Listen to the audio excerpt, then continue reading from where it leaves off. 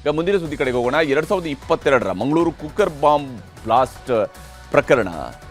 ಈ ಪ್ರಕರಣಕ್ಕೆ ಸಂಬಂಧಪಟ್ಟಂತೆ ಅಪರಾಧಿ ಮೊಹಮ್ಮದ್ ಶಾರಿಕ್ಗೆ ಬೆಂಗಳೂರಿನ ಎನ್ಐಎ ವಿಶೇಷ ನ್ಯಾಯಾಲಯ 10 ವರ್ಷಗಳ ಕಠಿಣ ಜೈಲು ಶಿಕ್ಷೆಯನ್ನು ವಿಧಿಸಿದೆ. 2022ರ ನವೆಂಬರ್ 19ರಂದು ಆಟೋದಲ್ಲಿ ಉಗ್ರ ಶಾರಿಕ್ ಕುಕ್ಕರ್ ಬಾಂಬ್ ರೆಡಿ ಮಾಡಿಕೊಂಡು ಅದನ್ನು ತೆಗೆದುಕೊಂಡು ಹೋಗ್ತಾ ಇದ್ದ. ಅದರ ಉದ್ದೇಶ ಇದ್ದಂಥದ್ದು ಮಂಗಳೂರಿನ ಕದ್ರಿಯಲ್ಲಿರುವಂತಹ ಮಂಜುನಾಥೇಶ್ವರ ದೇವಸ್ಥಾನದ ಬಳಿ ಹೋಗಿ ಸ್ಫೋಟಿಸುವಂಥದ್ದು. ಆದರೆ ಮಂಗಳೂರಿನ ಕಂಕನಾಡಿಯಲ್ಲಿ ಕಂಕನಾಡಿ ಬಳಿಗೆ ಬರ್ತಾ ಇದ್ದಂತೆ ಆಟೋದಲ್ಲಿ ಕುಕ್ಕರ್ ಬಾಂಬ್ ಸ್ಫೋಟಗೊಂಡಿತ್ತು. ಹೀಗಾಗಿ ಉಗ್ರ ಶಾರಿಕ್ ಜೊತೆಗೆ ಆಟೋ ಡ್ರೈವರ್ ಕೂಡ ಗಾಯಗೊಂಡಿತ್ತು. ಪ್ರಕರಣದ ತನಿಖೆ ಕೈಗೆತ್ತಿಕೊಂಡಿದ್ದ ಎನ್ಐಎ ಟೀಮ್ ಸಂಪೂರ್ಣವಾದಂತಹ ತನಿಖೆ ನಡೆಸಿತು. 3 ತಿಂಗಳ ಹಿಂದೆ ಉಗ್ರ ಶಾರಿಕ್ ತಾನು ಮಾಡಿದ ದುಷ್ಕೃತ್ಯವನ್ನೆಲ್ಲ ಒಪ್ಪಿಕೊಂಡಿದ್ದ. ಸತತ ವಿಚಾರಣೆ ನಡೆಸಿರುವಂತಹ ಎನ್ಐಎ ವಿಶೇಷ ನ್ಯಾಯಾಲಯ ಇವತ್ತು ತೀರ್ಪು ನೀಡಿದೆ. ಐಪಿಸಿ ಸೆಕ್ಷನ್ಗಳಾಗಿರುವ 121A ಅಡಿಯಲ್ಲಿ ಕ್ರಿಮಿನಲ್ ಸಂಚು, ಹಾಗೆಯೇ 122 ಅದರ ಅಡಿಯಲ್ಲಿ ಸ್ಫೋಟಕಗಳ ಅಕ್ರಮ ಸಾಗಣೆಗೆ ಸಂಬಂಧಪಟ್ಟಂತೆ ಮತ್ತು UAPA ಕಾಯ್ದೆಯ 326ರ ಅಡಿಯಲ್ಲಿ ಸಾರ್ವಜನಿಕವಾಗಿ ಜೀವಹಾನಿ ಮತ್ತು ನಷ್ಟ ಮಾಡಿದ್ದಾನೆ ಅಂತ 10 ವರ್ಷಗಳ ಜೈಲು ಶಿಕ್ಷೆ ಮತ್ತು 94,000 ರೂಪಾಯಿಗಳ ದಂಡವನ್ನು ವಿಧಿಸಲಾಗಿದೆ. ಇಲ್ಲಿ ಕುಕ್ಕರ್ ಬ್ಲಾಸ್ಟ್ ಅಪರಾಧಿ ಶಾರಿಕ್ ಉಗ್ರ ಕೃತ್ಯಕ್ಕೆ ತಕ್ಕ ಶಿಕ್ಷೆಯೇನೂ ಆಗಿದೆ. ಆದರೆ ಈ ಶಾರಿಕ್ ಭಯೋತ್ಪಾದನಾ ಕೃತ್ಯಕ್ಕೆ ಟಾರ್ಗೆಟ್ ಆಗಿದ್ದಂಥವರು ಹಿಂದೂಗಳನ್ನು ಕೊಲ್ಲೋದಕ್ಕೆ ಈತ ಹಿಂದೂ ಮುಖವಾಡವನ್ನೇ ಹಾಕಿದ್ದ ಅನ್ನುವಂಥದ್ದು ಎನ್ಐಎ ತನಿಖೆಯಲ್ಲಿ ಸಿಕ್ಕಿರುವಂತಹ ಬಹಳ ಪ್ರಮುಖವಾಗಿರುವಂತಹ ಅಂಶ.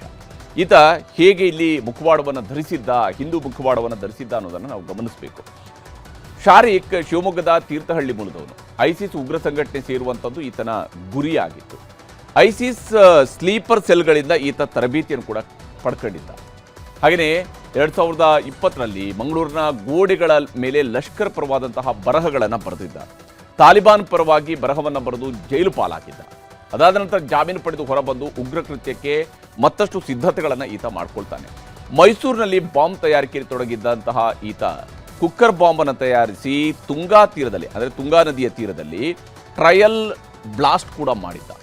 ಪ್ರೇಮ್ ಸಾಗರ್ ಅನ್ನುವಂತಹ ಹೆಸರಿನಲ್ಲಿ ನಕಲಿ ಆಧಾರ್ ಕಾರ್ಡನ್ನು ಕೂಡ ಈತ ಸೃಷ್ಟಿ ಮಾಡಿಕೊಂಡಿದ್ದ. ಕೈಗೆ ದೇವರ ದಾರ ಕಟ್ಕೊಂಡು ತಾನೊಬ್ಬ ಹಿಂದೂ ಅಂತ ಬಿಂಬಿಸಿಕೊಳ್ಳೋದಕ್ಕೆ ಮುಂದಾಗಿದ್ದ. ಇದಾದ ನಂತರ ಕದ್ರಿ ಮಂಜುನಾಥೇಶ್ವರ ದೇಗುಲದ ಸ್ಫೋಟಕ್ಕೆ ಈತ ಸಂಚು ರೂಪಿಸ್ತಾನೆ. ಹಾಗೆ ಸಂಚು ರೂಪಿಸಿದಂತಹ ಶಾರಿಕ್ನ ಹಣೆ ಬರಹ ಕೈಕೊಟ್ಟು ಇದರಿಂದಾಗಿ ಅರ್ಧ ದಾರಿಯಲ್ಲೇ ಕುಕ್ಕರ್ ಬ್ಲಾಸ್ಟ್ ಆಯಿತು. ಮಂಗಳೂರಿನ ಕಂಕನಾಡಿ ಬಳಿಯಲ್ಲಿ ಆಟೋದಲ್ಲಿ ಕುಕ್ಕರ್ ಬ್ಲಾಸ್ಟ್ ಆಗಿ ಶಾರಿಕ್ ಜೊತೆಗೆ ಆಟೋ ಚಾಲಕರಿಗೂ ಕೂಡ ಗಂಭೀರ ಗಾಯಗಳಾಗಿತ್ತು.